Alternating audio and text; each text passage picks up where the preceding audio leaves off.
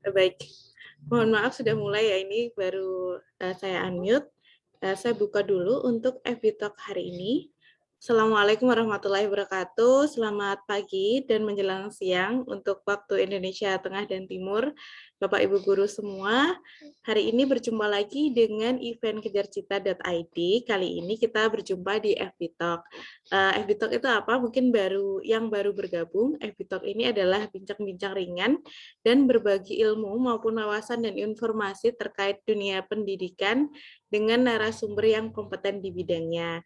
Nah, untuk FITO kali ini kita akan membahas topik tentang pembelajaran dengan menggunakan teknik coaching ataupun penerapan teknik coaching dalam pembelajaran. Nah, mungkin ini juga asing ya bagi saya karena saya juga di dunia pendidikan mungkin belum menerapkan teknik coaching atau mungkin sudah, cuma bisa jadi teknik ataupun caranya belum tepat gitu. Nah, kira-kira apa sih itu teknik coaching? Nah, hari ini kita akan dijelaskan oleh narasumber terkait pengenalan teknik coaching, kemudian bagaimana sih menjawab secara bertanya yang reflektif dan juga menjadi pendengar yang aktif gitu. Nah, apa saja sih kelebihan dari teknik coaching dalam pembelajaran, kemudian juga prinsip-prinsip dalam melaksanakan teknik coaching, dan juga praktik.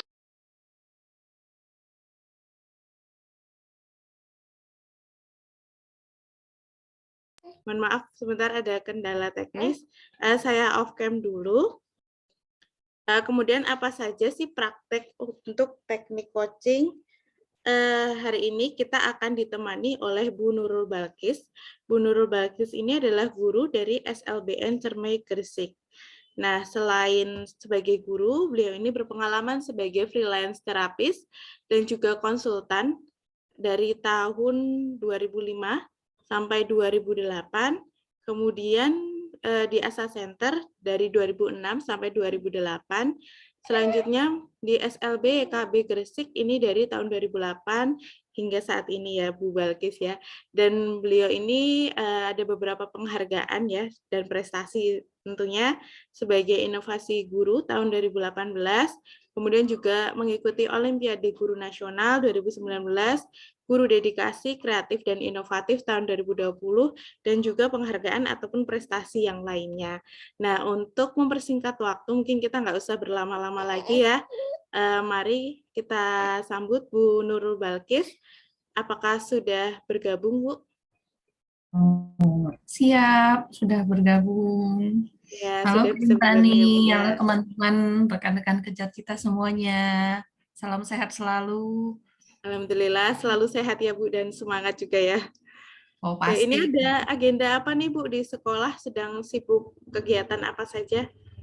Kalau saat ini ya kita habis Agustusan ya. Kemudian kalau di Gresik sekarang itu sedang ada Edu Expo yang menampilkan SMA, SMK dan juga PKLK di Icon Mall Gresik. Monggo yang sekitar Gresik bisa hadir di Icon Mall untuk bersama-sama di Edu Expo. Nanti mulai jam 1 ya.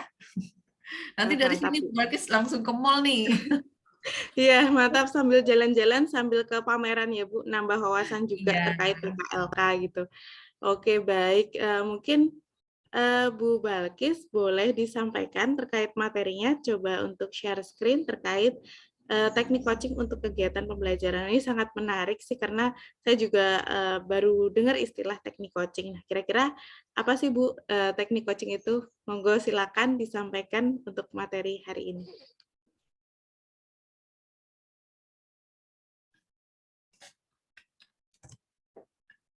Nah, suara saya terdengar ya Kak Insani ya? Iya, aman Bu. Kurang keras sedikit. Oh, kurang keras sedikit. Baik, sekarang Ya. gimana? Sudah keras ya? Oke, sudah aman Bu. Baiklah rekan-rekan Bapak Ibu guru, teman-teman kita sekalian. Assalamualaikum warahmatullahi wabarakatuh. Waalaikumsalam warahmatullahi wabarakatuh.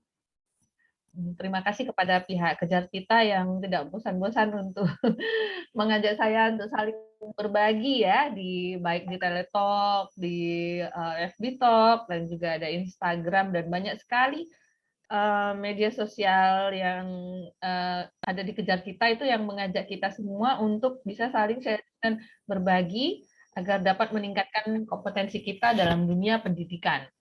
Semoga apa yang kita laksanakan pagi ini dapat bermanfaat bagi saya dan bagi rekan-rekan sekalian. Baiklah nih, saya dikasih waktu berapa jam nih untuk menjelaskan tentang coaching. Oke. Materinya saya cek kembali ya Bu ya. Bisa disampaikan, ini kita mulai dari jam 10.10. Untuk Bu Balkis, materinya sekitar 1 jam Bu. Berarti nanti sekitar jam 11:10.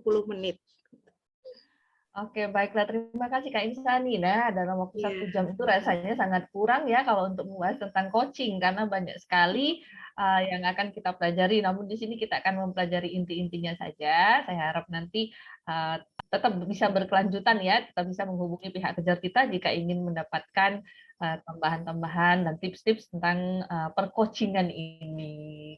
Baik, bismillahirrahmanirrahim. Saya mulai ya teman-teman sekalian. Mohon izin saya akan share screen. Baik, Kak Insani, apa sudah terlihat ya share screen saya? Sudah Bu, aman. Oke, siap. Nah, teman-teman sekalian, kali ini kita akan membahas bagaimana penerapan coaching dalam pembelajaran, tentang bagaimana pengertiannya, bagaimana kita cara menerapkannya, bagaimana cara menjadi pendengar yang baik. Biasanya coaching ini digunakan untuk orang dewasa ke orang dewasa ya, tapi kali ini karena adanya kurikulum merdeka, jadi kita bisa menerapkan coaching ini terhadap siswa kita di sekolah. Dan untuk selanjutnya nanti coaching ini tidak hanya bisa kita pergunakan di sekolah saja, tapi kita bisa juga memulainya dari lingkungan kecil di keluarga kita, baik dengan anak-anak, dengan suami, atau dengan rekan sejawat kita di sekolah. Jadi tidak hanya bermanfaat di dunia pembelajaran kita di dalam kelas ya, terhadap siswa, bisa juga kita gunakan di lingkungan kita, kehidupan kita sehari-hari. Baik. Nah, apa itu teknik coaching ya? Sebelumnya mari kita berkenalan dulu. Mungkin saya yakin guru-guru rekan-rekan Kejar Kita juga sudah sering ya mendengar tentang istilah apa itu coaching. Nah, kali ini kita akan berbagi lagi. Nanti di-share di sesi tanya jawab maupun lainnya, mungkin jika ada kekurangan dari Bu Balkis, silakan rekan-rekan bisa menambahkan. Teknik coaching itu sendiri yang telah saya rangkum itu merupakan hubungan kemitraan ya dalam percakapan yang kreatif dan memicu pemikiran untuk memaksimalkan potensi pribadi. Jadi coaching itu sendiri adalah talk ya, percakapan dua arah ya. Di sini posisinya sejajar antara coaching ya, orang yang memberikan antara coach dan coachee.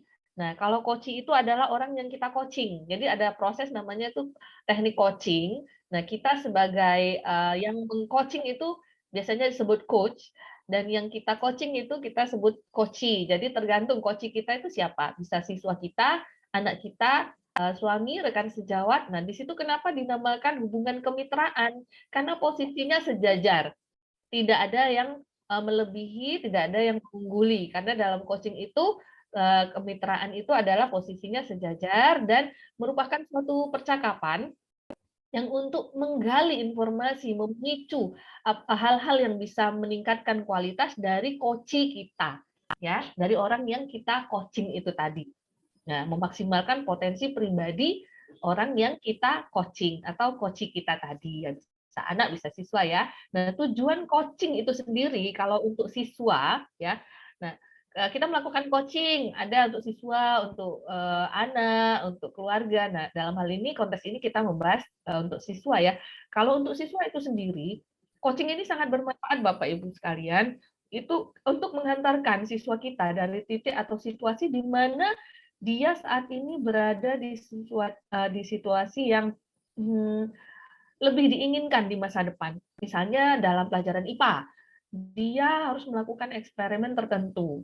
Nah, karena keterbatasan pengalamannya dan juga lain hal, dia ingin ke depannya tuh lebih meningkat keterampilan praktek IPA-nya. Nah, bagaimana kita meningkatkan kemampuannya? Nah, kita bisa menggunakan teknik coaching ini tadi. Ibaratnya kalau di dunia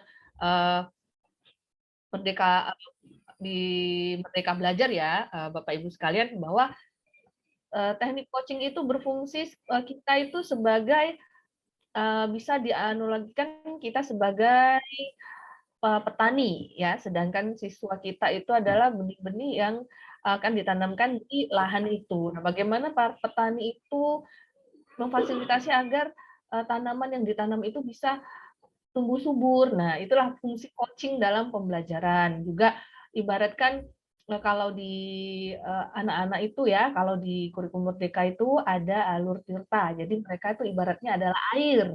Nah, dengan coaching ini kita membiarkan anak itu dari hulu ke hilir mengalir natural apa adanya sesuai dengan kompetensi mereka, sesuai dengan minat bakat mereka, dan tugas kita hanya memastikan bahwa aliran tirta tadi, aliran air tadi tidak ada terjadi penyumbatan di tengah-tengah, sehingga mereka bisa mengalir dengan lancar menuju ke potensi mereka. Jadi itulah teknik coaching, pengertian teknik coaching itu sendiri dalam dunia pendidikan ya.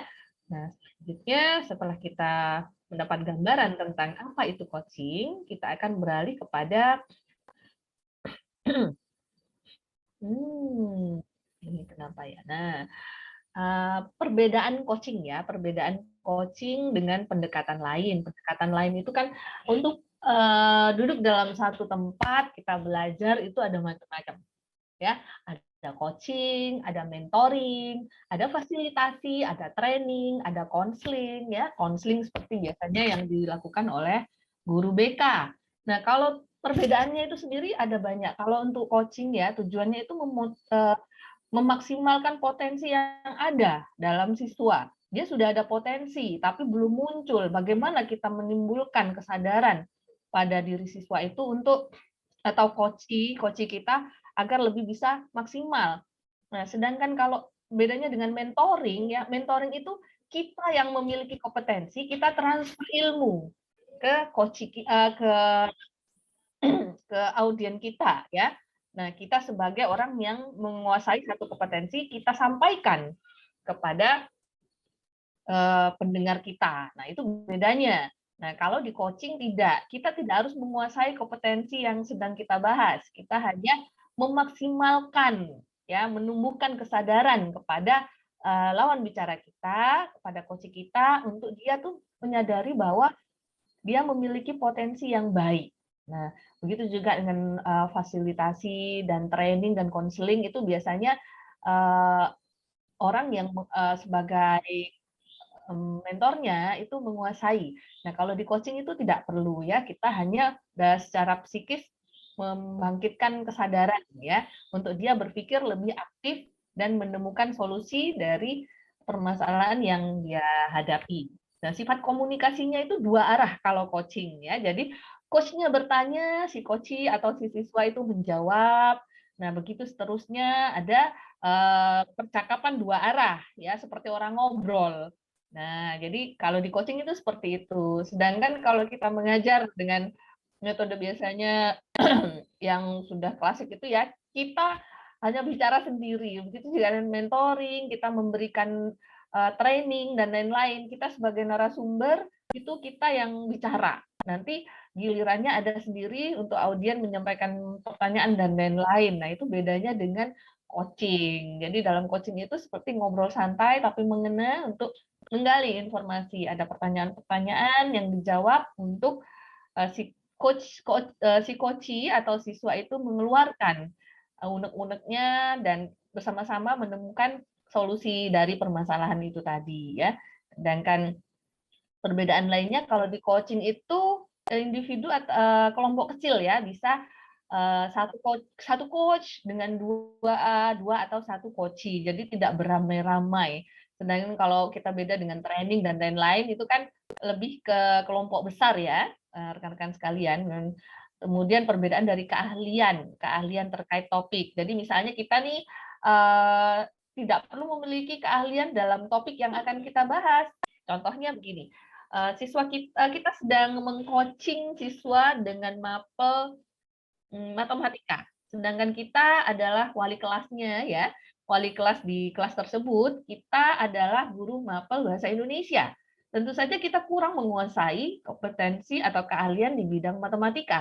Namun siswa kita menghadapi kesulitan dalam matematika. Nah, bagaimana kita bisa membantu siswa tersebut? Menggunakanlah teknik coaching ya.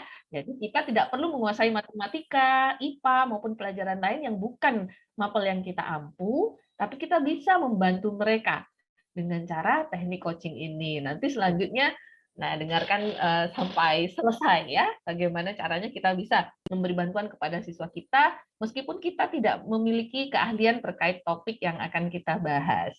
Nah itulah perbedaan coaching dengan teknik-teknik lainnya ya, sehingga tidak harus jago dalam bidang tertentu untuk memberikan coaching. Sedangkan coaching ini sendiri penting untuk bisa siswa kita mengerti bahwa sebenarnya dia berpotensi, hanya saja belum menemukan pemantiknya ya. Nah, tugas proses coaching inilah yang bertujuan untuk membangkitkan apa yang ada dalam diri siswa yang bisa mereka keluarkan, namun mereka masih terhambat dengan beberapa hal dan faktor-faktor lainnya.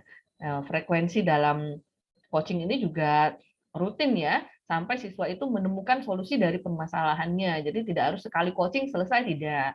Jadi kalau memang dirasa siswa tersebut butuh beberapa kali, nah itu akan tidak apa-apa kita lakukan sampai tujuan yang diinginkan itu tercapai. Baik, selanjutnya setelah kita mengetahui perbedaan coaching dengan metode lainnya, nah ini yang terpenting ya, sebelum kita masuk bagaimana teknik mengadakan coaching itu, kita akan belajar bagaimana cara menjadi pendengar yang baik dan aktif dalam bertanya yang relatif. Karena coaching itu sendiri adalah kita itu sebagai coach mengajukan pertanyaan-pertanyaan, ya pertanyaan-pertanyaan itulah yang menjadi sarana yang utama untuk menggali apa yang ada dalam diri siswa itu tadi. Dan bagaimana agar bisa menjadi pendengar yang baik dan bisa bertanya. Pada dasarnya coaching adalah kita mendengarkan dulu. Mendengarkan secara utuh, kemudian kita kembalikan dengan pertanyaan-pertanyaan. Yuk kita simak ya rekan-rekan sekalian, bagaimana cara agar menjadi pendengar yang baik dan bisa mengajukan pertanyaan yang relevan. Nah, yang pertama, jadilah pendengar yang aktif. Kita sering mendengarkan istilah kita memiliki 2 telinga dan 1 mulut. Artinya apa? Seyogyanya kita lebih mendengar apa yang ingin disampaikan daripada terburu-buru memberikan komentar ya. Nah, bagaimana cara menjadi pendengar yang aktif? Yaitu yang pertama, berfokuslah pada apa yang ingin dikatakan siswa dan memahami keseluruhan makna yang tidak terucapkan. Nah, gimana sih maksudnya Bu Balkis? Jadi gini ya, dalam kita nih sudah janjian dengan siswa kita. Baik, Ana, kita akan Ibu akan melaksanakan teknik coaching ya terhadap kamu terkait dengan proyek yang sudah kamu laksanakan. Baik, hari Senin pukul 1 kita bertemu dan melaksanakan teknik coaching. Saat kita sudah janjian dengan si siswa ini, kita usahakan hadir sepenuhnya atau istilahnya tuh presence.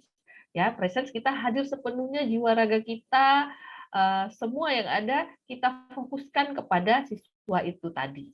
Kita abaikan hal-hal lainnya dulu, kita hadir secara utuh, secara penuh terhadap siswa kita tadi. Dan dengan itu kita bisa memahami keseluruhan makna yang tidak terucap. Artinya dari gestur siswa itu sendiri sebenarnya dia ada yang ingin diungkapkan. Nah, bagaimana kita cara menggalinya?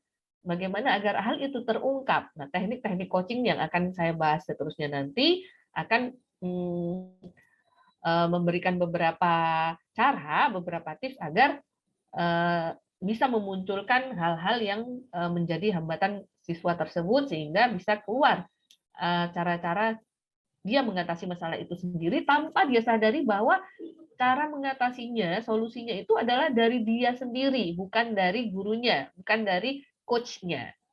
Ya, baik. Yang pertama, untuk menjadi pendengar aktif kita harus presence. Ya, presence itu hadir penuh, hadir secara utuh terhadap siswa atau coach kita nanti.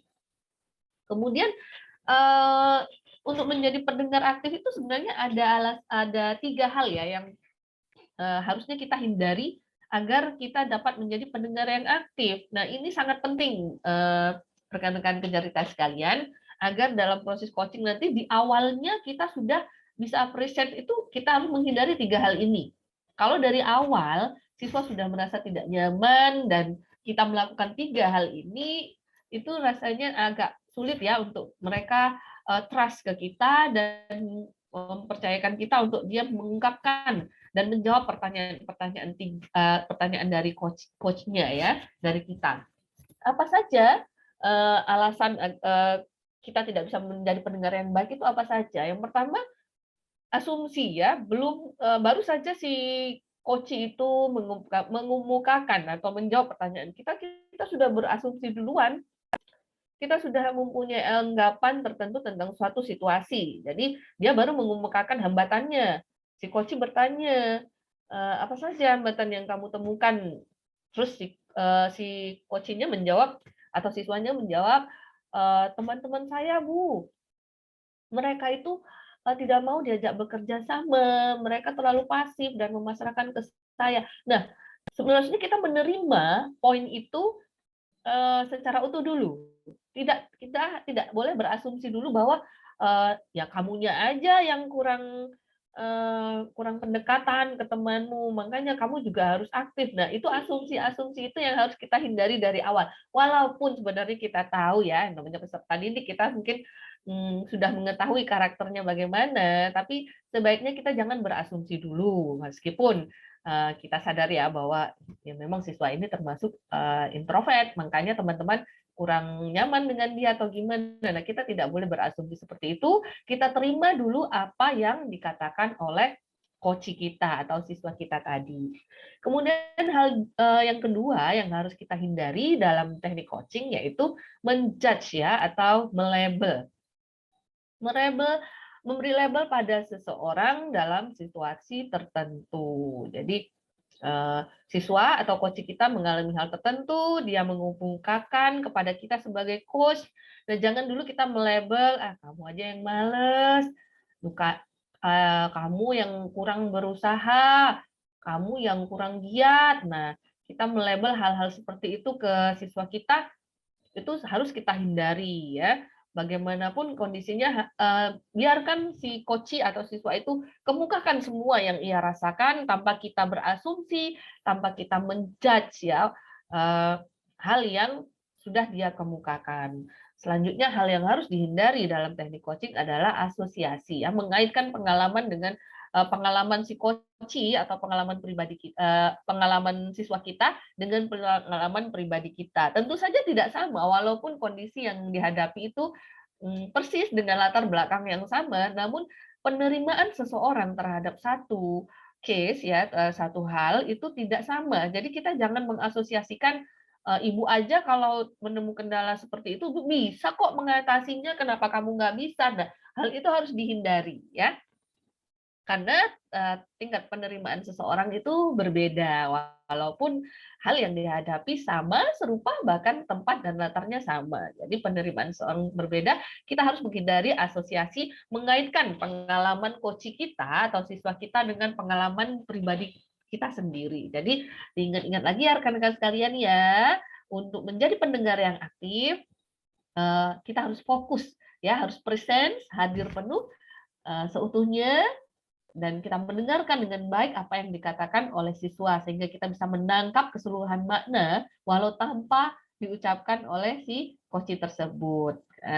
Dari awal kita sudah harus lebih bersemangat, full senyum ya, dan juga humble, hadir penuh ya istilahnya. Present itu jangan juga kita sudah hadir penuh, semua sudah kita siapkan tapi dengan gestur kita yang kurang menarik ya, maksudnya kita yang lemes, letih, lesu, jangan kita tampilkan di hadapan coach kita, karena dia butuh coach yang menyalurkan energi positif, ya, yang semangat, yang energik, untuk dia juga bisa memberikan afirmasi positif pada dirinya sendiri. Karena kalau bagaimanapun hal-hal baik itu menular ya rekan-rekan sekalian. Mungkin pasti banyak yang sependapat dengan saya. Nah, yang kedua ya, untuk menjadi pendengar yang aktif, hindari 3 hal tadi. Jangan dulu berasumsi, mempunyai anggapan ya yang tidak baik terhadap apa yang dikatakan coach kita. Jangan menjudge atau melabel hal-hal yang baru dikemukakan, ya terima dulu. Kemudian yang terakhir, jangan mengasosiasikan dengan pengalaman pribadi kita. Penerimaan tiap orang berbeda.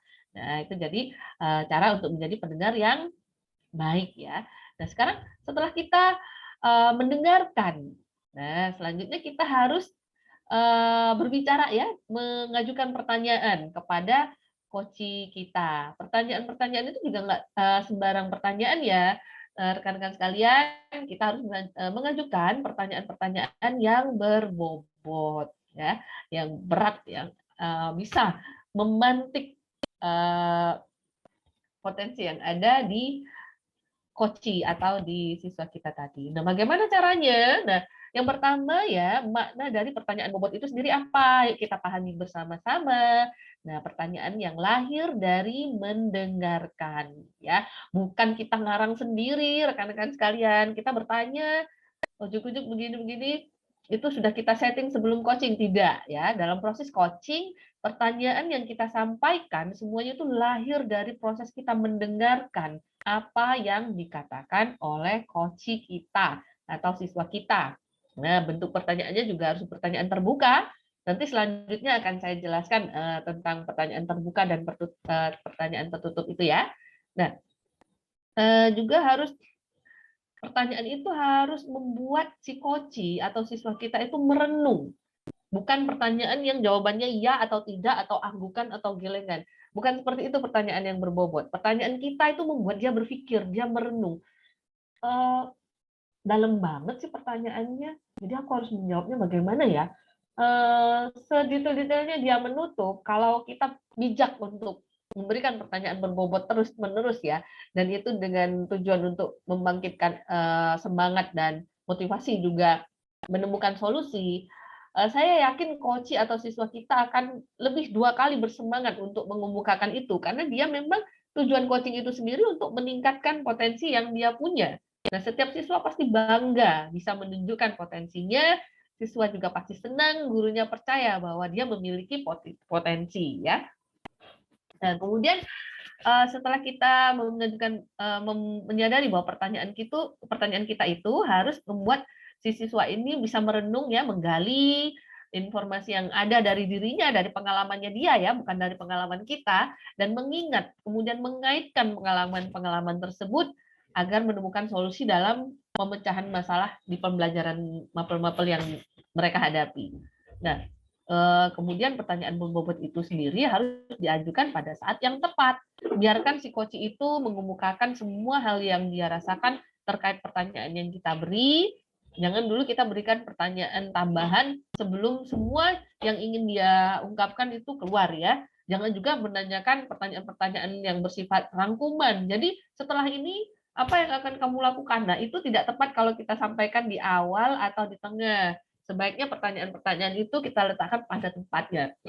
Seperti misalnya dari awal menanyakan kabar, ya gimana kabarnya nih? Nah, itu ya untuk membuat suasana hangat dan lebih akrab, terkesan akrab, yaitu kita ajukan di depan, tidak kita ajukan di belakang. Jadi kita walaupun kita tidak membuat list ya pertanyaan apa yang kita ingin sampaikan, tapi kita harus bijak menentukan di mana pertanyaan itu akan kita ajukan. Jadi skenario dadakan dari pertanyaan kita itu runtut ya, dari awal kita membuka, kita menyapa, kemudian dari awal si coach ini kita tahu permasalahannya apa. Lah itu harus urut dan runtut, dan pertanyaan yang bersifat rangkuman itu kita berikan di akhir supaya goalnya dapat.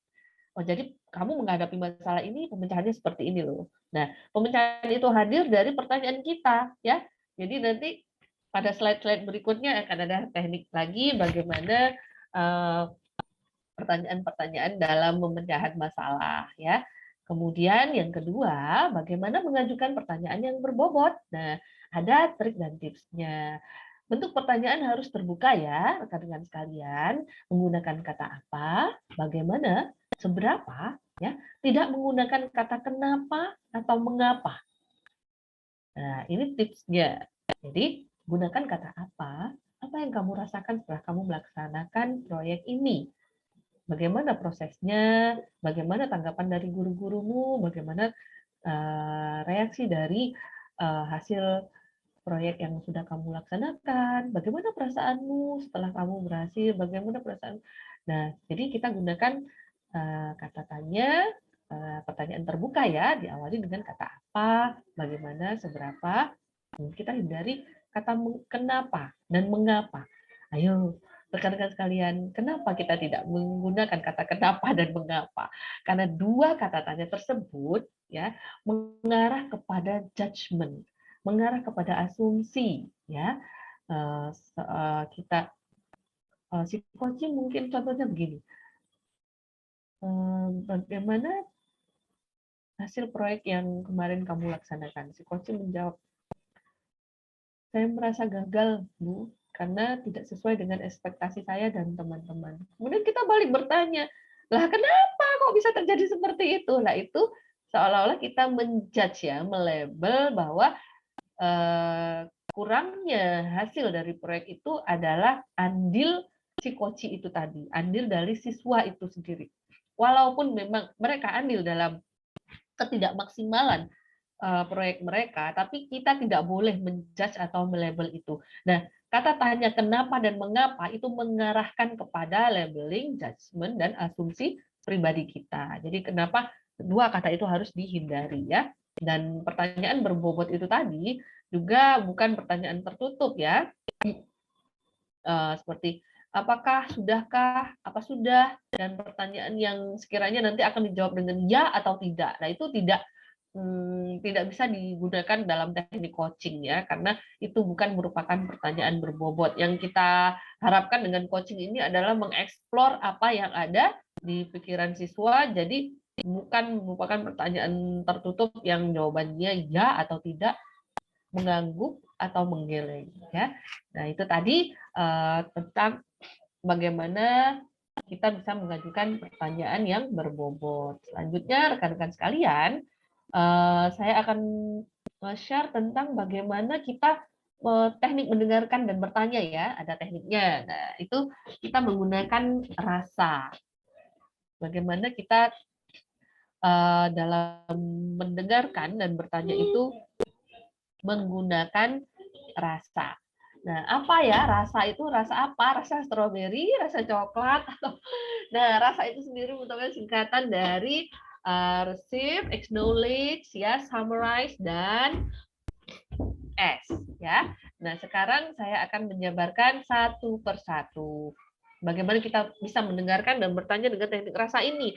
Nah, kalau kita sudah menghadirkan rasa, trust dari coachee atau siswa itu akan muncul dan proses teknik coaching itu sendiri akan berjalan dengan baik. Nah, pertama yaitu R ya. R yang pertama itu receive ya. Kita harus menangkap, receive kan menerima. Jadi menerima kata kunci yang diucapkan oleh coachee dari siswa.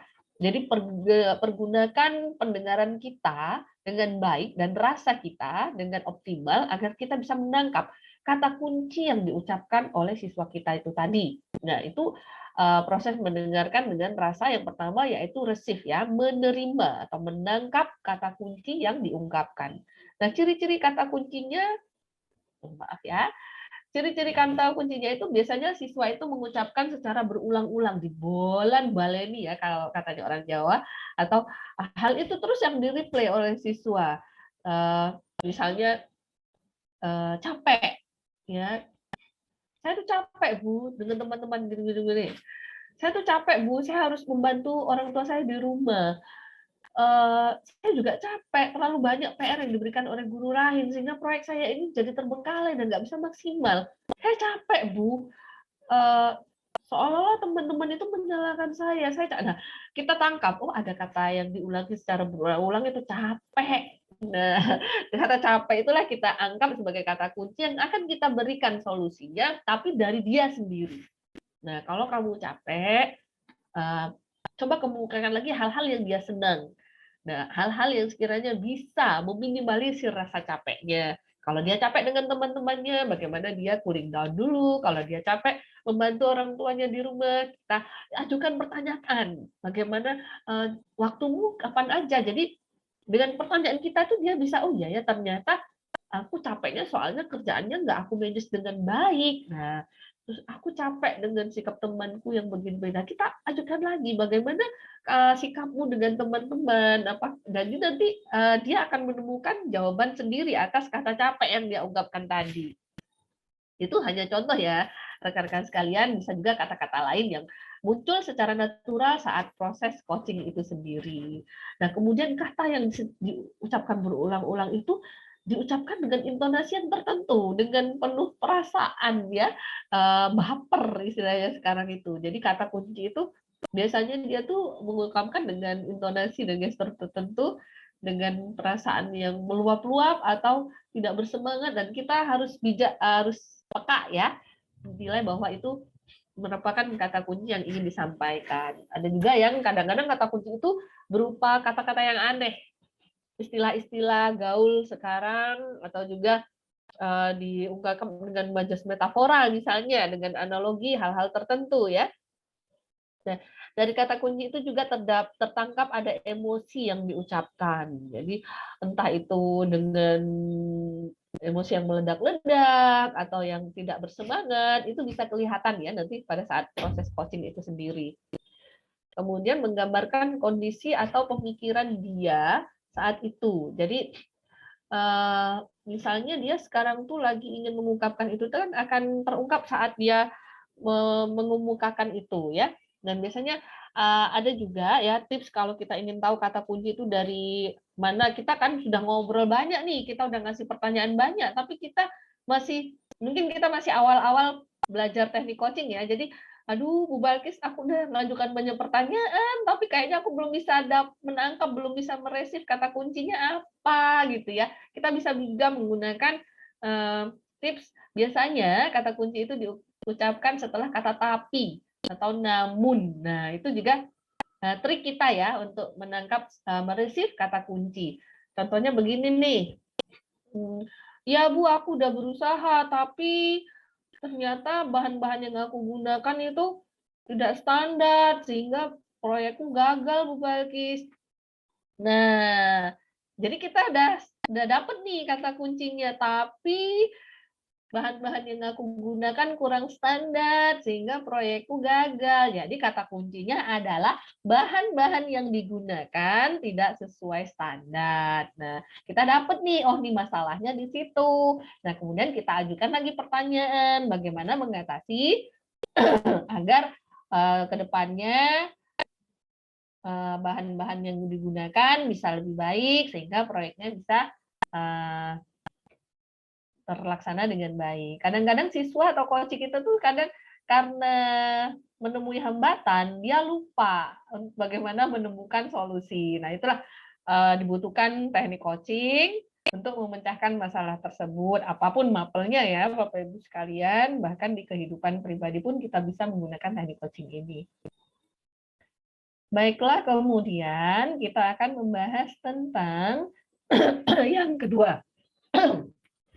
Mohon maaf ini ya, kebanyakan konser jadi suaranya agak serak-serak.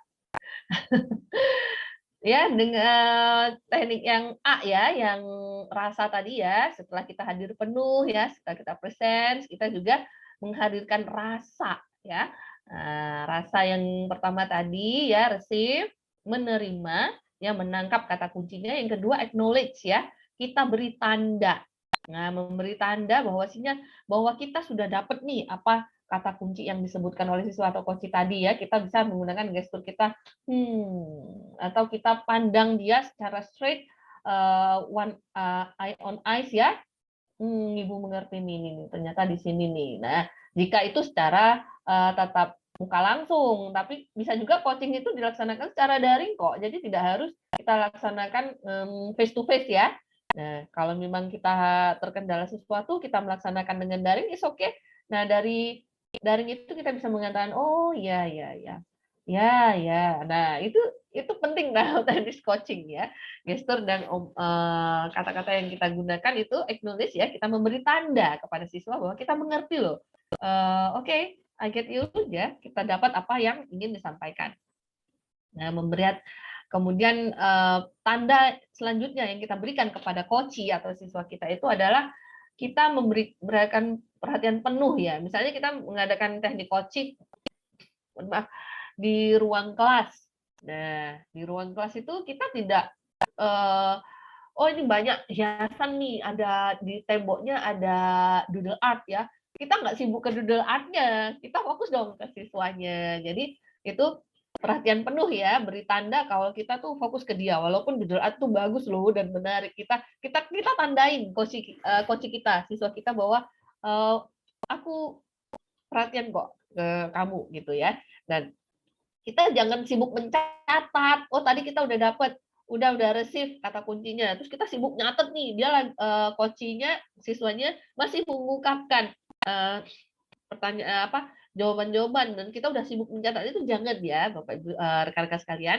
Kita hindari sibuk mencatat itu dan tidak terganggu dengan situasi lain yang ada di sekeliling tempat kita melaksanakan coaching ya. Baik itu dari handphone, dari rekan-rekan sejawat lainnya, dari apa yang ada di sekitar ruangan tempat kita melaksanakan coaching, kita fokus dulu ke coaching kita tadi. Jadi kita juga nggak sibuk mencatat. Nah inilah keterampilan mengingat ya. Long memory time sangat dibutuhkan. Berlatihlah mengingat ya, dan hanya poin-poinnya saja. Tidak perlu kita mengingat semua jawaban dari yang disampaikan oleh coach atau siswa kita tadi. Kita ingat-ingat saja kata kuncinya, nggak perlu kita catat ya.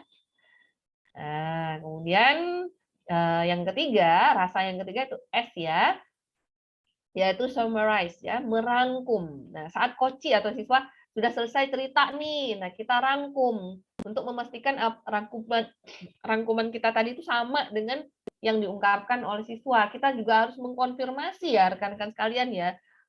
Baiklah, terima kasih tadi kamu sudah menjawab pertanyaan Ibu dengan baik. Dari apa yang sudah kamu sampaikan, Ibu rangkum ya bahwa yang kamu hadapi itu adalah kendala dari bahan-bahan yang kurang standar dari proyekmu. Benar begitu ya? Nah, kita konfirmasi. Oh, iya Bu. Kemudian coach menjawab kan, iya Bu, itu yang permasalahan yang saya hadapi. Oh, atau dia meralat. Oh, enggak Bu, enggak hanya itu, tapi ada yang. Nah, itu kita samakan persepsinya agar nanti dalam memecahkan masalah atau solusinya kita berada di satu frekuensi ya, katanya anak zaman sekarang. Jadi jangan nanti kita merangkumnya dia ini gagal proyeknya karena sikapnya dia, sikap teman-temannya. Padahal menurut apa pendapat coach atau siswa kita, gagalnya itu karena produk. Jadi kita harus sama ya, sama rangkuman kita itu harus sama dengan coach kita. Kemudian yang keempat yaitu S ya, bertanya ya, berdasarkan yang kita dengar. Nah, ya, yang kita dengar, bukan yang kita pikirkan. Kita bertanya, mengajukan pertanyaan dalam teknik coaching berdasarkan apa yang kita dengar dari siswa kita. Dan yang sudah kita rangkum tadi bersama dengan siswa, setelah itu kita akan mengajukan pertanyaan-pertanyaan untuk memecahkan masalah yang kita sudah rangkum, yang sudah kita dapat kata kuncinya tadi. Nah, pertanyaan-pertanyaan itu semua lahir dari apa yang kita dengar, bukan dari kemampuan kita. Kita kan istilahnya lebih dewasa dari siswa kita. Nah, kita memberi pertanyaan itu berdasarkan knowledge kita tidak ya, tapi kita memberikan pertanyaan sesuai dengan rangkuman yang sudah kita merangkum tadi, sesuai dengan kata kunci yang sudah kita tangkap tadi ya. Pertanyaan harus merupakan hasil mendengarkan, mengandung penggalian atas kata kunci atau emosi yang sudah kita konfirmasi dengan coach. Ya, jangan gunakan kata mengapa, apakah, atau sudahkah ya. Nah, gunakan kalimat pertanyaan terbuka ya. Kemudian kelebihan ya, kelebihan teknik coaching ini dalam pembelajaran. Nah, teknik coaching ini sebenarnya rekan-rekan sekalian sangat tepat untuk mengembangkan potensi anak secara optimal dan maksimal. Kenapa saya merangkum seperti ini? Karena yang kita coaching, person itu sendiri, anak itu sendiri, nah apa yang ada dalam dirinya itulah yang akan timbul, bukan dari berdasarkan anjuran guru, dari instruksi guru ataupun rekan-rekan lain, tapi benar-benar dari potensi anak itu sendiri. Berapapun potensinya, apapun kompetensinya, itu bisa muncul dengan kita gali melalui teknik coaching ini. Kemudian kelebihannya lagi, teknik coaching merupakan satu proses yang berfokus kepada solusi, pada hasil dan sistematis memfasilitasi peningkatan performa kerja, pengalaman, dan pembelajaran serta pertumbuhan pribadi dari dalam. Kenapa saya katakan begini? Karena apa yang kita rangkum nantinya, apa yang kita peroleh solusinya itu dari diri siswa itu sendiri, secara sistematis muncul dari dirinya sendiri, ya sama seperti yang pertama tadi, bisa optimal, dan juga itu dari dirinya sendiri, murni tanpa tekanan dari pihak manapun. Dan kelebihan yang ketiga, melalui coaching ini dapat mengarahkan anak didik kita yang menemukan jati dirinya sendiri, potensinya diri sendiri, memberikan kebebasan kepada dia untuk menentukan solusinya. Nah, di dalam pendidikan itu sendiri ya, Merdeka Belajar itu, siswa nih udah kita berikan coaching, udah muncul potensinya, udah muncul apa-apa yang ingin dia temukan dalam jati dirinya. Nah, tugas pendidikan, tugas kita sebagai pendidik itu adalah menuntun supaya tidak kebablasan, ya, supaya merdeka itu adalah merdeka yang juga menghargai hak-hak orang lain. Merdeka itu juga ada toleransinya, ada penghargaan terhadap karya orang dan pendapat orang lain. Kalau kita hanya mengcoaching, oh kamu berarti pinter dari hal ini, kamu bisa dan solusinya ini adalah ini. Kemudian kita loloskan, kita bebaskan dia untuk merdeka mengekspresikan jati dirinya, itu juga bukan hal yang tepat ya rekan-rekan sekalian. Namun apa yang sudah muncul dalam diri siswa atau coaching kita tadi, tetap kita sebagai pendidik itu menuntunnya, memberikan arahan ya, agar lebih terarah, tidak keluar dari relnya, tidak juga mengabaikan hak-hak orang lain, tidak juga merendahkan teman-teman yang lain dan merasa bahwa dirinya adalah yang paling benar. Nah, coaching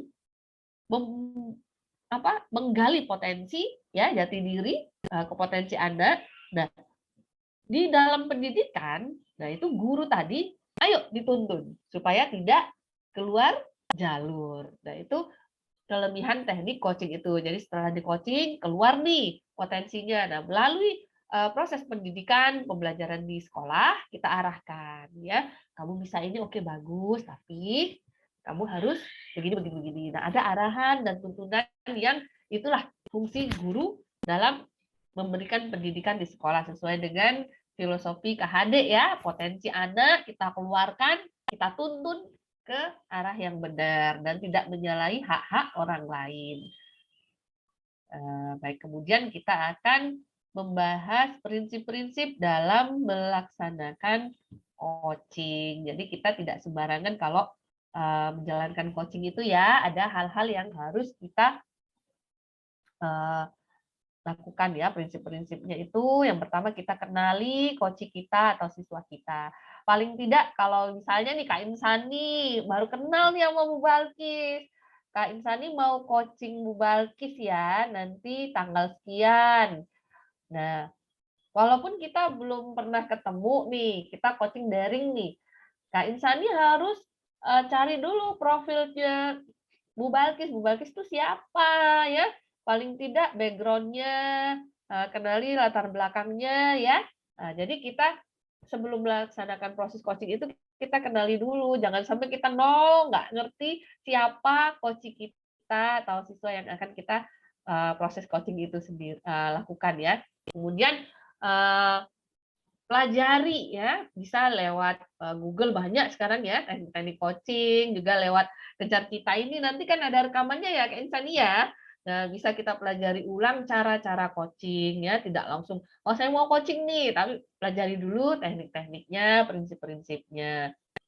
Kemudian jangan hanya menganggap coaching sebagai kewajiban. Nah, di awal tadi Bu Balkis menjelaskan bahwa coaching itu adalah kita present presence ya, hadir secara utuh, secara ikhlas, secara semangat, menularkan energi positif. Nah, kalau kita hanya aku nih guru nih, siswaku ada kendala nih, jadi aku mau coaching dia nih karena kewajibanku sebagai wali kelas. Jangan seperti itu ya rekan-rekan sekalian. Ya memang sih kewajiban kita untuk mendampingi siswa kita belajar. Tapi kalau kita anggap itu sebagai kewajiban nanti akan beban. Jadinya gestur kita sendiri sebagai coach itu ya akan terlihat terbebani gitu. Jadi loss aja. Jadi secara presence ya, hadir penuh, ikhlas, dan menularkan energi positif.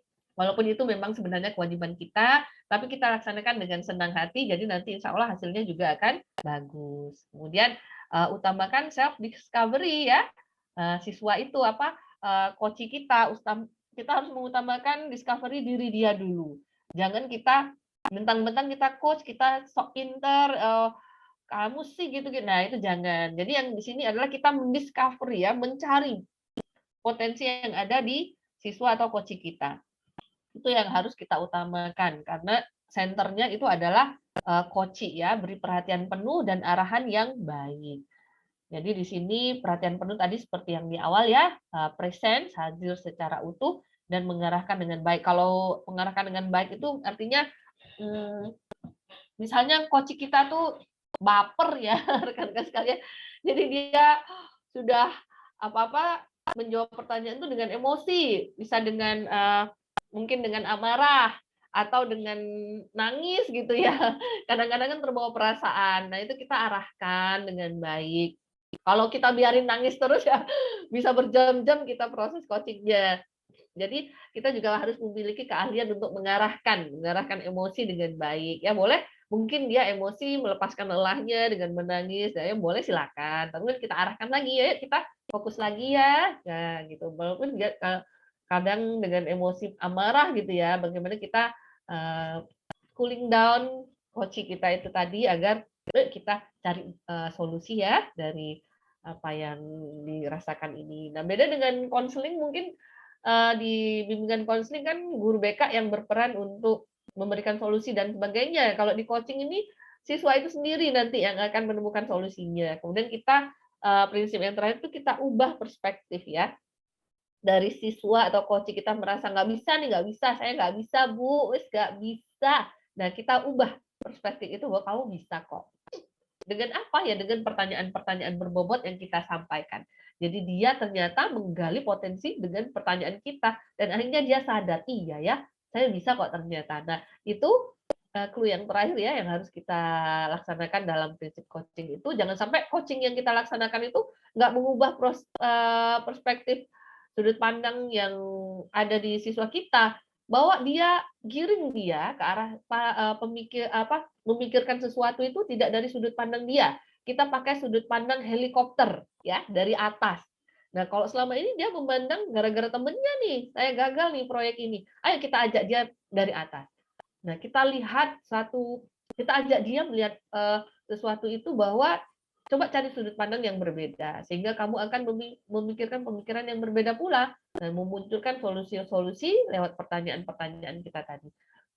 Bagaimana kalau kamu yang berada di posisi temanmu yang dia merasa bahwa temannya itu adalah yang penyebab proyek pembelajaran nggak berhasil nih. Nah, coba kita ganti sudut pandang dengan sudut pandang helikopter itu tadi, maksudnya dari atas ya, melihat dari secara keseluruhan. Nah, ini tadi prinsip-prinsipnya, dan yang terakhir ya, jaga agar tetap sederhana. Artinya kita ini lagi membahas tentang proyek IPA gagal. Terus kita cari solusinya. Nah, kita harus tahu rule-nya ya, jangan sampai kita membahas proyek lain. Jadi jaga tetap sederhana itu artinya seperti itu.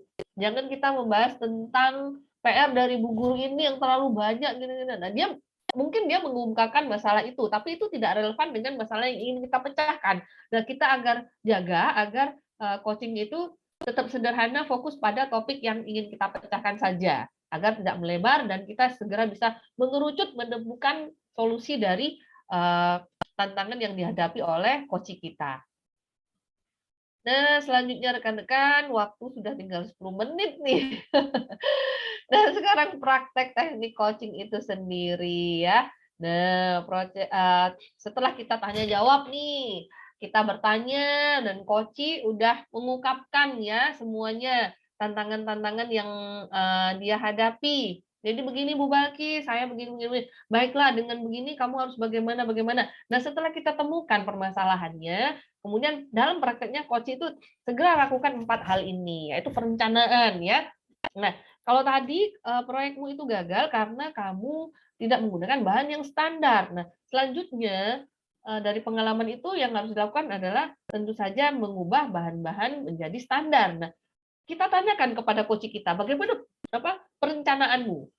Ke depannya ini bagaimana? Supaya masalah yang kemarin tidak timbul lagi sehingga proyekmu berhasil. Nah, nanti dia akan mengungkapkan rencana-rencana berikutnya yang akan dia laksanakan. Tentu saja setelah tadi kita warming up ya, membuat rasa nyaman dan kita mengungkapkan potensi yang dia punya, dia akan tergugah untuk oh iya ya berarti selanjutnya saya akan begini-begini Bu. Oke, sip, lanjutkan. Kemudian dari masalah yang pertama tadi, apa yang akan kamu lakukan untuk menghindari masalah itu tadi, yaitu bahan yang dalam proyek IPA tadi kurang standar.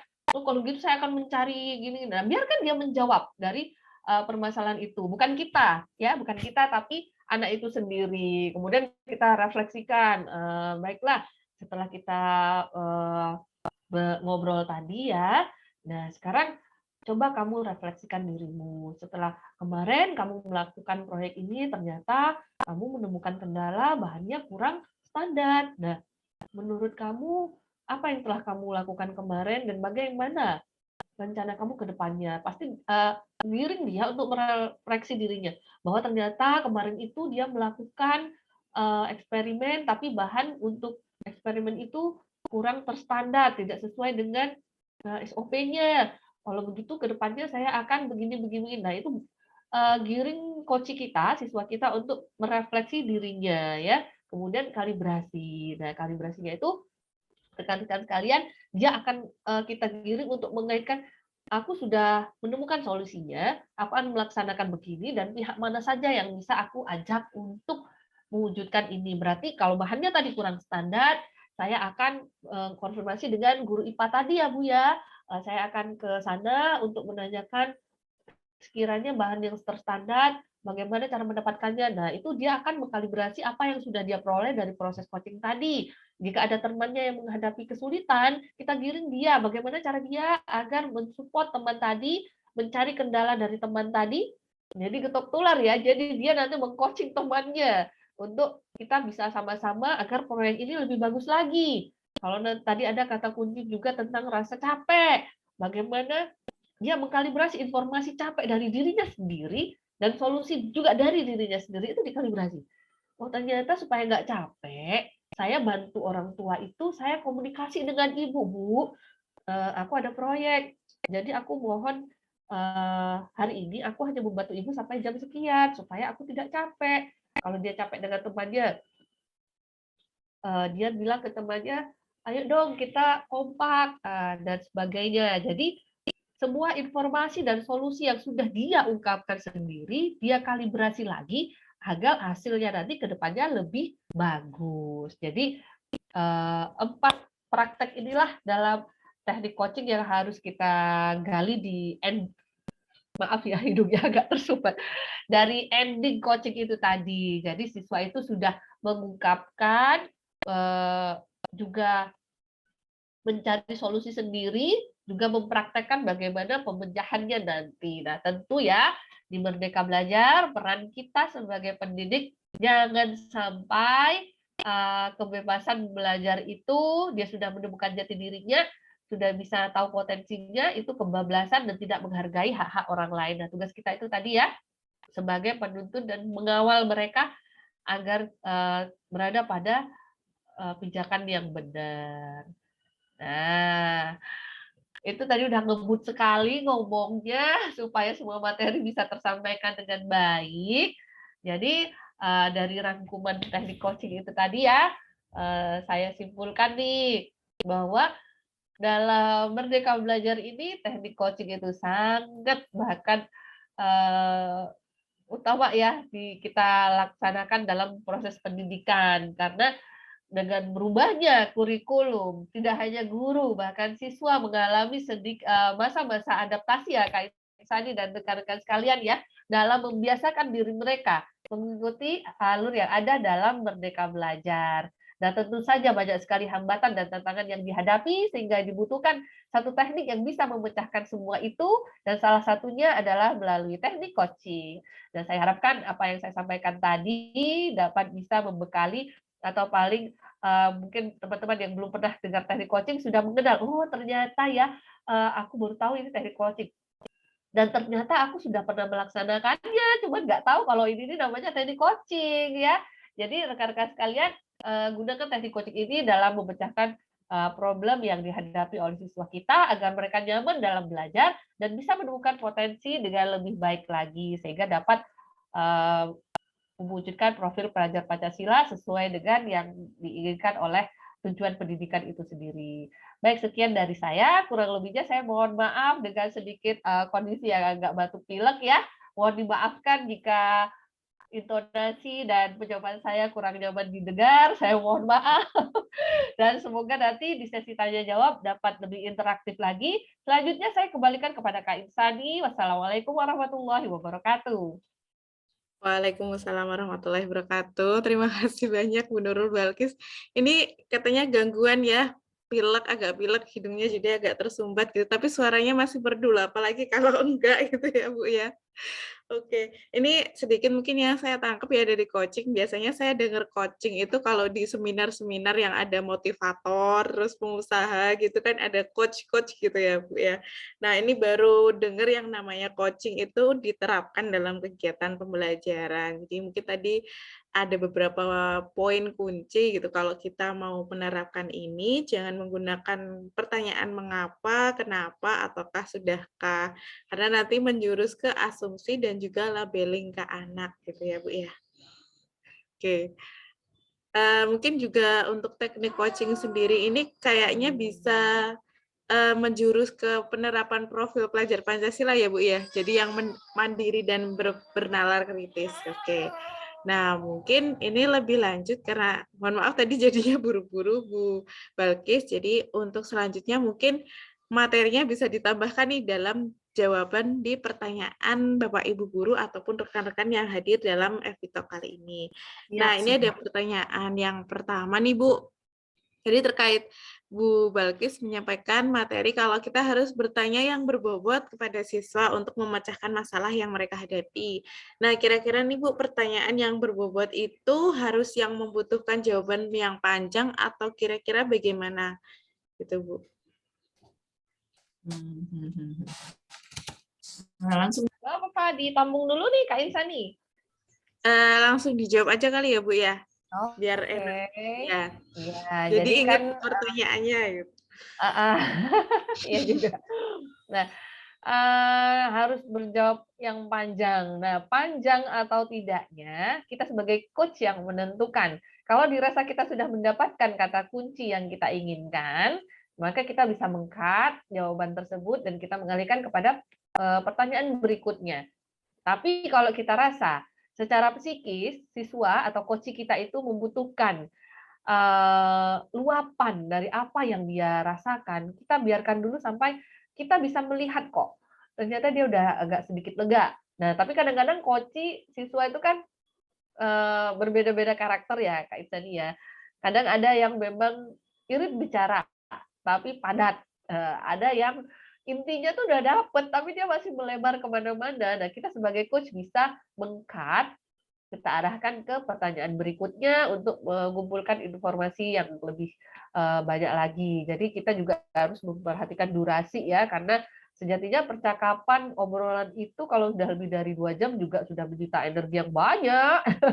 Jadi kita harus pintar-pintar memanage ya. Kira-kira kita coaching ini 1 jam aja deh.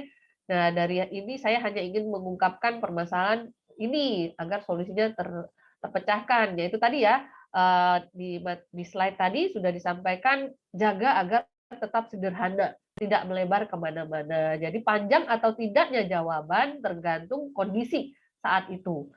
Apakah memang di awal dia harus mengungkapkan apa yang dia rasakan, apa beban-beban yang dia merasa harus dia keluarkan, kita biarkan mengalir dulu secara alami, dan kalau sudah kita temukan kata kuncinya, kita beralih ke pertanyaan selanjutnya, juga mempertimbangkan durasi dan permasalahan dari awal yang sudah muncul ya. Jadi semua itu step-stepnya tergantung dari proses coaching itu sendiri, lama atau tidaknya. Jadi kebijakan dari coach-nya itu sendiri yang bisa memutuskan, karena kan berhadapan langsung gitu. Kalau sekarang saya bilang harus panjang begini-begini, ternyata si coach-nya pendiam, terus mau panjang nggak? Krik krik krik krik. Jadi tergantung situasi kondisi dan juga tergantung permasalahan yang ingin dipecahkan ya Kak. Misalnya begitu jawabannya Kak.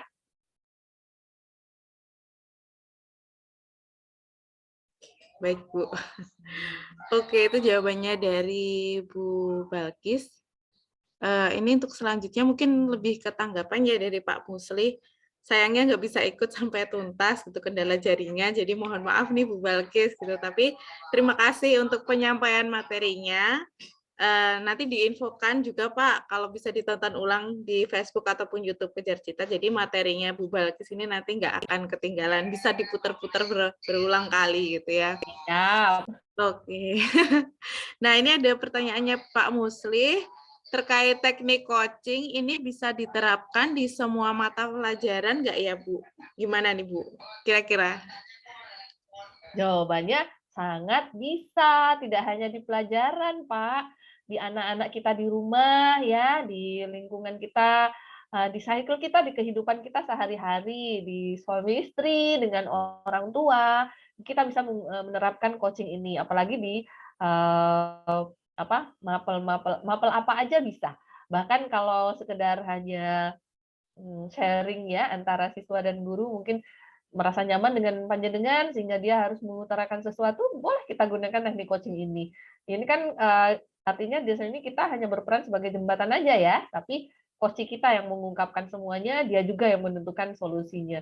Pasti itu lebih menyenangkan karena merasa bangga ya, saya ternyata bisa kok menyelesaikan. Saya hanya butuh fasilitator aja, yaitu coach saya itu tadi. Semangat, Pak. Mantap, Bu Balkis. Oke, tadi bisa diterapkan di semua mata pelajaran ya, Bu ya. Sebenarnya ini juga mau menanggapi sih, Bu. Mungkin saya izin bertanya juga. Kira-kira kapan sih, Bu, teknik coaching ini bisa digunakan atau guru tuh harus menerapkan teknik coaching ini kepada anak? Mungkin tadi belum dijelaskan Nah, atau mungkin saya ada yang kelewatan. baik. Nah, kalau di awal tahun ajaran baru misalnya ya, tentu ada MPLS dan sebagainya. Kemudian di awal-awal lah kita melaksanakan asesmen. Di jenjang manapun, pada awal itu si guru adalah screening. Kita memindai siswa kita. Kita kenalan. Kalau yang mungkin udah pernah menjadi siswa kita tahu ya. Tapi kan heterogen ya Kak. Misalnya dalam satu kelas itu saya belum pernah ngajar anak ini. Nah kita assessment, kita pindai, dan dari awal sudah mengadakan mata pelajaran tertentu atau proyek tertentu, kita sudah menemukan ternyata dia ini mengalami kesulitan. Ada siswa yang aktif ingin mengungkapkan apa yang dia rasakan kepada kita, dan kita sudah langsung bisa melaksanakan teknik coaching tersebut. Ada juga siswa yang merasa introvert, Kak. Nah, disinilah tantangannya sebagai coach ya. Kita harus bisa memindai, oh ternyata anak ini dia mengalami kesulitan, tapi dia juga tidak bisa mengungkapkan, karena mungkin dia ada beban psikis tertentu, atau memang karakternya yang tidak senang berbagi, dan sebagainya. Dan disinilah kita mulai merencanakan planning bahwa kita harus meng-coach siswa ini. Kenapa? Kenapa kita merasa butuh mengadakan teknik coaching terhadap siswa tersebut? Agar potensinya dia lebih maksimal. Bukankah sebenarnya tugas kita itu untuk menggali itu semua? Jadi kalau kita hanya terpaku dengan model-model klasik, menunggu siswa datang, baru kita memberikan pencerahan dan lain-lainnya, itu tidak sesuai dengan filosofi KHD ya, tidak sesuai dengan filosofi Merdeka Belajar sekarang, di mana kita harus benar-benar menjadi fasilitator yang baik terhadap siswa kita. Tidak hanya dengan memberikan pelajaran, nih IPA nih, pelajari ini bahasa Indonesia, pelajari ini. Tapi kita juga harus menjadi rekan ya, menjadi teman kepada siswa kita agar mereka juga bisa berkembang. Kita yang tahu kondisi siswa kita, kita harus belajar peka ya, peka terhadap gerak-geri atau situasi yang ada di dalam kelas. Jadi kapan saja bisa dilaksanakan, di mana saja bisa dilaksanakan, dan yang tahu persis kapan, di mana, siapa adalah kita sendiri. Baik Bu, terima kasih ini. Jadi saya ikut tanya ke Bu Balkis gitu. Mungkin untuk selanjutnya, ini juga ada lagi pertanyaan Bu dari Bu Fitria Ulfa Idriana. Mohon izin bertanya Bu Balkis, jika dalam satu kelas ada siswa yang belum bisa baca tulis Bu, ini anak MI kelas 2 dan belum ada juga semangat untuk belajar. Bagaimana saran Ibu dalam penerapan teknik coaching ke anak tersebut atau ke dalam satu kelas ya? Berarti secara individual maupun secara klasikal nih Bu. Kira-kira bagaimana nih Bu? Baik, terima kasih Bu Fitria Ulfa Indriana ya. Nah, dari awal slide itu, Bu Balkis menjelaskan ada beberapa perbedaan teknik coaching dengan teknik lainnya ya. Kalau di coaching itu cenderung dari kelas kecil Ibu, jadi tidak bisa kita laksanakan secara klasikal. Kalau klasikal itu mungkin secara mentoring ya. Nah, kalau coaching itu coachingnya cukup 1 atau 2 saja. Idealnya sih 1 ya, one on one, karena supaya bisa lebih menggali ya, dan coaching kita tidak terpengaruh oleh coaching lainnya. Nah, jadi kadang-kadang apalagi anak-anak ya dengan karakter ingin lebih unggul. Jadi kalau ada 2 coaching itu sebenarnya kurang maksimal kalau untuk anak-anak kelas kecil ya. Nah, untuk hal yang dihadapi oleh Bu Fitria Ulfa ini ya, tetap semangat ya Bu ya, meskipun sudah kelas 2 MI tapi belum bisa membaca, tidak apa-apa Ibu. Mungkin ada hal-hal tertentu yang perlu kita gali ya. Nah, di sini kalau saya boleh menyarankan untuk hal tersebut, karena siswanya masih berada di kelas kecil, coba Ibu melaksanakan teknik coaching ini kepada orang tua atau pengasuhnya. Ibu gali informasi-informasi yang ada dari informan Ibu tadi ya, orang tua atau pengasuhnya, kenapa, apa hambatan yang dihadapi, dan bagaimana cara untuk menghadapinya itu bukan kita yang memberikan saran, tapi mereka yang mengasuh anak tersebut. Jadi anak itu berada di pengasuhan siapa. Nah, itulah orang yang bisa memberikan solusinya. Meskipun kita bilang harus ini di rumah harus diberikan materi ini ya Bu, tahu kalau mereka sendiri ternyata di rumah ada kendala. Oh, ternyata dia harus jualan dari siang sampai malam sehingga anak ini kurang mendapatkan perhatian dan lain-lain. Nah, kita coba gali informasi itu. Kita juga coba menggali bagaimana pengasuh atau orang tua tadi berpikir ulang, bahwa berefleksi ya, ternyata karena aku harus begini sehingga anakku begini, dan bagaimana caranya itu mereka yang akan menjawabnya nanti. Jadi coaching yang kita alami, kita laksanakan untuk kelas kecil biasanya cenderung dilaksanakan dengan pengasuh atau orang tuanya. Itu lebih mengena, nanti solusinya lebih dapat ya. Karena anak kecil untuk diajak berpikir rasional masih kurang bisa Bu, jadi kita gunakan itu. Dan untuk anaknya sendiri kita menggunakan teknik coaching yang menggali hal-hal yang dia suka. Nah, jadi bukan untuk tantangan kenapa sih kok belum bisa baca, lah itu kita harus menggunakan nalar orang dewasa ya. Kita gunakan teknik coaching dengan orang tuanya dan anaknya sendiri, kita coaching ya, kita menggunakan teknik coaching, kita gali kamu suka apa sih? Kamu sukanya bagaimana? Nah, itu hal-hal yang dia suka, informasi penting itu ayo kita gunakan untuk memacu semangatnya. Jadi dia suka outdoor nih, suka yang natural-natural belajarnya, kita gunakan, kita manfaatkan untuk menyisipkan kompetensi yang dia belum bisa tadi. Nah, begitu dari saya Bu Fitria Ulfa, semoga nanti bisa mendapatkan solusi dan siswanya bisa belajar baca tulis dengan baik. Oke, baik Bu Balkis. Berarti untuk ini karena mungkin targetnya ke sekolah ataupun siswa kelas dasar gitu ya Bu. Jadi mungkin agak menantang kalau diajak curhat, istilahnya coaching ini kan mungkin lebih ke curhat ya antara guru dan juga anaknya. Biasanya kalau anak-anak itu kan kalau diajak ngobrol, apalagi yang agak kritis gitu, mereka pengen lari duluan gitu. Jadi mungkin agak menantang gitu ya Bu ya. Oke, baik. Ini apakah ada tanggapan lagi dari Bapak Ibu guru atau mungkin ada pertanyaan? Oke, kalau tidak ada, Oke, ini mungkin lanjut ke sesi berikutnya. Saya akan menyampaikan terkait info penting Kejar Cita. Bu Balkis boleh off cam dulu, Bu. Kalau misalkan nanti mau ke belakang atau mau melakukan aktivitas lainnya dulu. Oke, terima kasih Bu Balkis. Oke, selanjutnya ini saya izin share screen ya, Bapak Ibu Guru. Ada beberapa info penting yang ingin saya sampaikan terkait Kejar Cita. Mungkin Bapak Ibu Guru ada yang belum tahu Kejar Cita ini apa. Jadi Kejar Cita adalah badan usaha sosial yang bergerak dari tahun 2017 dan kita fokusnya di bidang pendidikan gitu. Kenapa di bidang pendidikan? Karena memang pendidikan ini sangat penting ya, istilahnya kalau pada manusia ini pondasi ataupun urgent sekali yang menentukan bagaimana dia bisa mandiri dalam kehidupannya, bisa berperan serta di masyarakat dan sebagainya. Dan tentu saja kalau kita ngomongin pendidikan tidak akan bisa berjalan atau istilahnya roda dan porosnya ini ada sama guru atau pendidik ya Bapak Ibu semua yang hadir dalam kegiatan ataupun event Kejar Cita hari ini gitu. Jadi guru ini memang sangat penting. Oleh karena itu di Kejar Cita kami ingin membantu ataupun menjadi fasilitator gitu ya. Tadi sudah ada pembahasan terkait fasilitator agar guru-guru di Indonesia ini menjadi guru cerdas, inovatif dan transformatif sehingga ini juga menuju ke visinya Kejar Cita, kita ingin memudahkan ataupun membantu akses pendidikan bagi seluruh anak Indonesia agar mendapatkan akses pendidikan yang lebih berkualitas. Nah, caranya gimana? Jadi ada banyak ya, mungkin nggak hanya untuk guru, kalau untuk guru kita ada event-event yang berupa pelatihan, kemudian juga sharing pendidikan, diskusi, kemudian juga bincang-bincang seputar informasi ataupun ilmu terkait pendidikan kayak seperti FB Talk hari ini, kemudian juga kita ngadain teletalk, kita juga ada webinar itu untuk membantu guru agar kompetensi dalam pengajarannya lebih baik lagi seperti itu.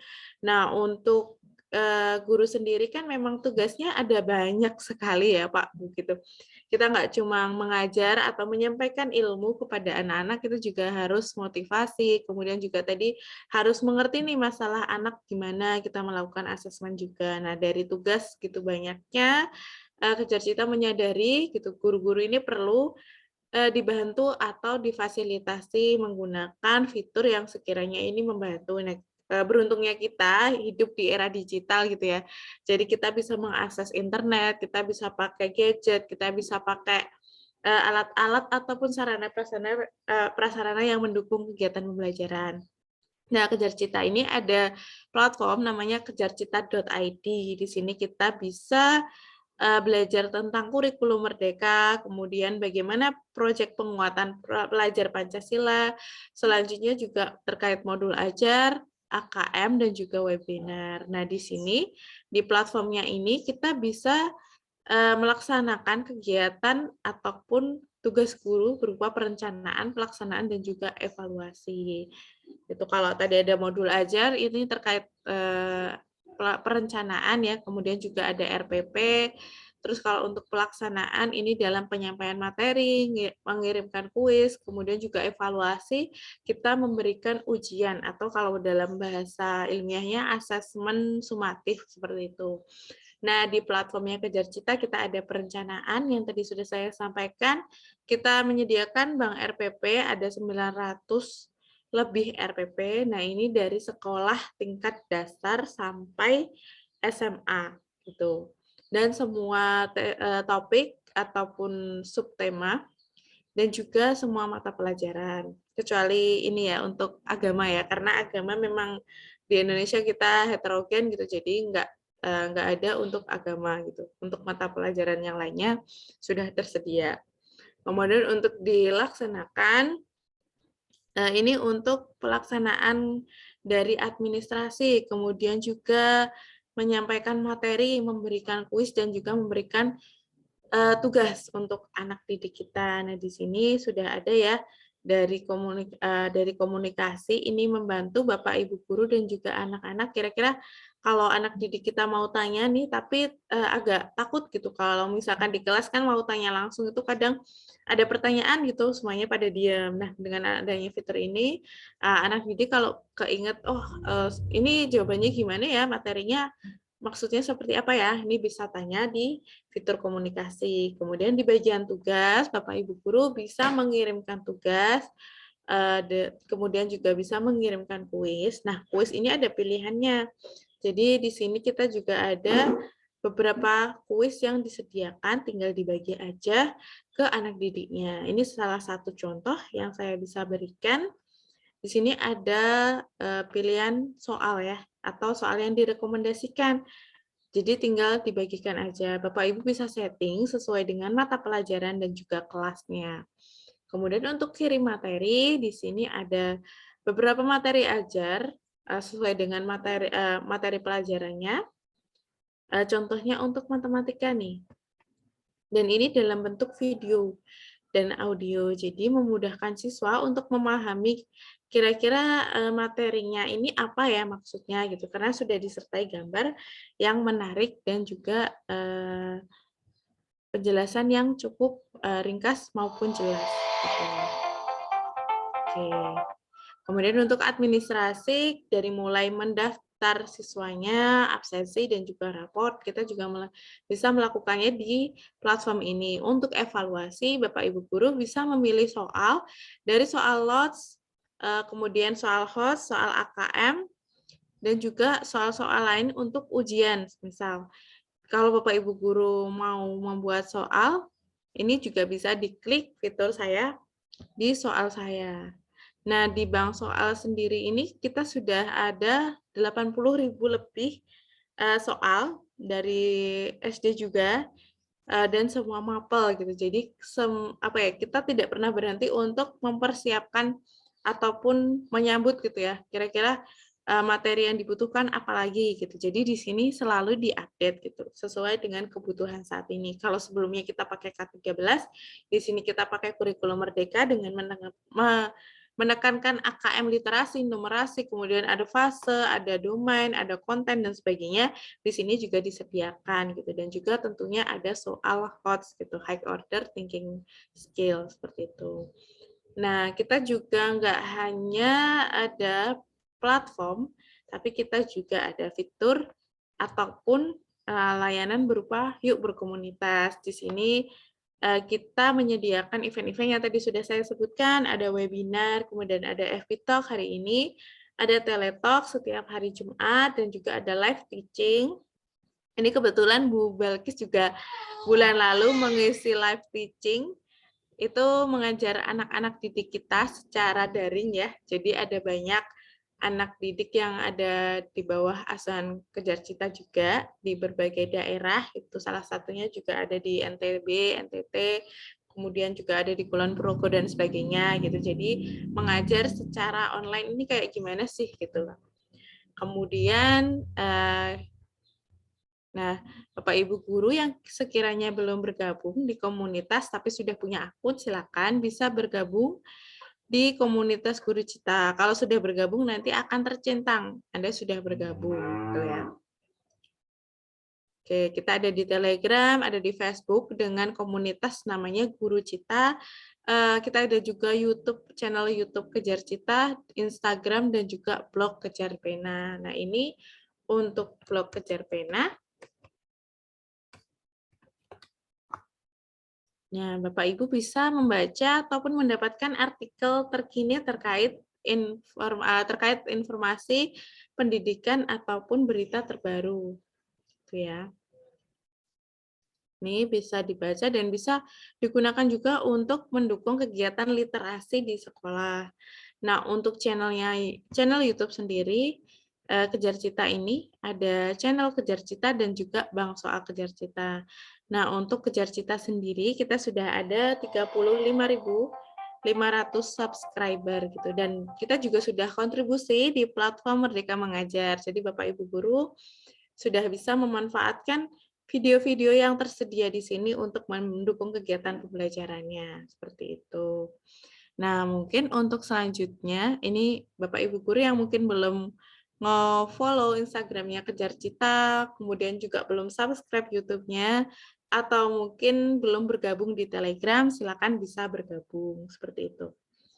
Oke, selanjutnya, untuk sesi berikutnya, ini saya stop dulu share-nya. Oke. Untuk sesi berikutnya, oh ini ada pertanyaan tambahan. Bu Balkis, apakah sudah bisa hadir kembali, Bu? Ada pertanyaan tambahan. Iya. Oke, ini dari Bu Fitria Ulfa lagi, Bu. Tanggapannya atau tambahannya ya. Jika orang tuanya kembali bertanya, bagaimana saran saya karena orang tuanya sibuk dan tidak sempat untuk coaching ke anak. Sarannya yang bisa saya berikan apa ya, Bu? Jadi orang tuanya tanya nih, karena sibuk ya, karena sibuk dan tidak sempat coaching ke anaknya, kira-kira bagaimana? Nah, jawabannya udah ketemu. Ternyata anak tadi kurang mendapatkan perhatian di rumah, ya. Jadi sehingga itu yang menghambat perkembangan belajarnya. Nah, dari situ kita sebagai guru tentu sangat prihatin dengan situasi tersebut, ya. Walau bagaimanapun anak di sekolah hanya beberapa jam saja Kak Insani, namun selanjutnya adalah di bawah pengasuhan orang tua. Kalau memang begitu kondisinya, nah kita juga tidak usah kita mungkin tidak bisa mengoptimalkan untuk selanjutnya bagaimana di rumah.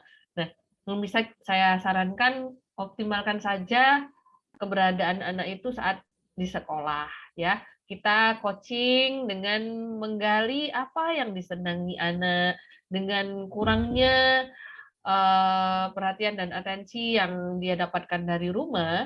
Saya yakin jika kita sebagai guru bisa mengisi kekosongan tersebut, anak itu akan merasa nyaman dan dapat mengungkapkan apa-apa yang dia rasakan sehingga kita dengan mudah untuk memasukkan materi-materi yang harus dia kejar karena ketertinggalannya.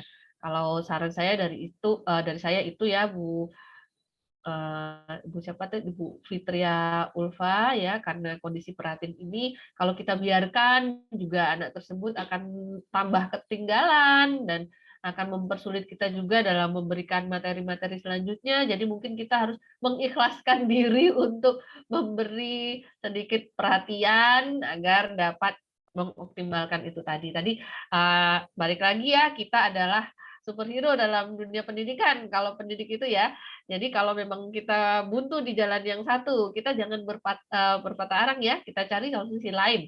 Berarti objeknya hanya siswa, karena orang tua tidak bisa diajak bekerja sama, sedangkan siswa ini masih kecil. Gimana caranya? Oh, pakai pendekatan anak-anak, ya. Anak-anak butuh kasih sayang, butuh perhatian, dan juga strategi-strategi yang menarik dan menyenangkan untuk menyisipkan pelajaran yang tertinggal tadi. Itu saran dari saya, Bu Fitri. Semoga bisa menjadi sedikit tambahan dalam Ibu menyelesaikan masalah tersebut. Tetap semangat, Ibu. Baik, Bu Balkis. Ini pertanyaannya memang sudah ada jawabannya ya, Bu Fitri. Jadi silakan kira-kira nanti ada opsi apa untuk memberikan solusi terbaik gitu. Istilahnya kalau di teknik coaching ini mungkin kita sebagai guru harus meningkatkan kepekaan gitu. Kira-kira harus seperti apa gitu. Oke, baik. Untuk sesi selanjutnya, karena kita ada giveaway ya untuk setiap event, mungkin sudah bisa ditentukan ya Bu Balkis, ada 2 penanya. Tadi ada Pak Muslih dan juga Bu Fitria Ulfa. Silakan nanti mungkin menghubungi admin atau nanti akan dihubungi oleh admin terkait giveaway yang didapatkan. Oke. Nah, selanjutnya mungkin ini termasuk cepat sih, Bu. Oke, nanti Bu Balkis bisa melanjutkan aktivitas berikutnya gitu. Sebenarnya pengen nih datang ke expo-nya, tapi kok di Gresik ya, jauh sekali. Harus ke Gresik. Semoga nanti saya bisa ke Gresik gitu. Karena juga walaupun posisi di Jawa Timur, tapi belum pernah ke sana, lewat pun nggak pernah gitu, Bu. Jadi semoga nanti ada kesempatan, barangkali bisa ketemu Bu Balkis secara langsung gitu. Nah, sebagai akhir dari kegiatan ataupun event hari ini, Bu Balkis mungkin ada closing statement, Bu. Silakan, boleh disampaikan. Baik, terima kasih Kak Insani. Saya tunggu kedatangannya di Gresik. Jangan lupa kontak saya ya kalau ke Gresik dan rekan-rekan sekalian. Jadi closing statement dari saya pada siang hari ini singkat saja ya. Setiap diri kita adalah coach ya, dan kita harus memposisikan diri siap selalu full senyum, full semangat, full power untuk memberikan coaching kepada anak-anak kita di rumah, di sekolah, di rekan-rekan kita ya. Karena kalau kita ngasih mentoring di satu tempat ya nggak mungkin juga ya, kapasitas kita juga terbatas. Jadi kita posisikan diri kita sebagai coach bagi siapapun yang kita kenal dan yang membutuhkan kita. Dan jangan lupa hadir secara utuh agar proses coaching dapat berlangsung dengan baik. Tetap semangat para coach di Indonesia, coach-coach dari rekan-rekan Kejar Cita. Nah ya, semangat dan mulai saat ini kita semua adalah coach. Oke, gitu aja dari saya Kak. Siap, Terima Bu. kasih. Oke, siap. Terima kasih banyak Bu Balkis nih.